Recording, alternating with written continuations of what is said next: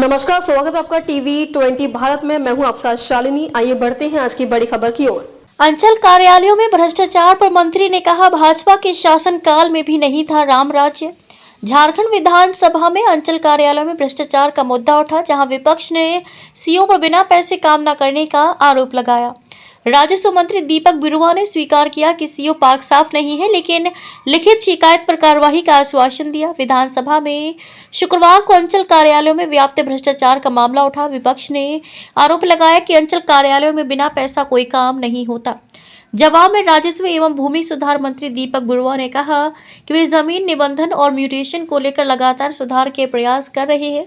वे नहीं कहते कि सीओ पाक साफ है, लेकिन भ्रष्टाचार को लेकर सरकार सख्त है। लिखित शिकायत मिलने पर अनिवार्य रूप से कार्रवाई की जाएगी।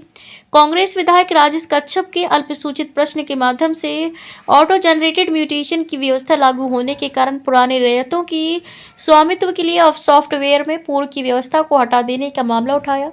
कच्छप ने कहा कि इससे रैयतों को बैंक लोन, शैक्षणिक ऋण, जाति व आवासीय प्रमाण पत्र बनाने में परेशानी हो रही है। जवाब में विभागीय मंत्री ने कहा कि म्यूटेशन के लिए क्रेता को अलग अलग सीओ कार्यालयों में आवेदन न देना पड़े, इसके लिए 1 दिसंबर 2022 से सुमोटो म्यूटेशन की प्रक्रिया लागू की है।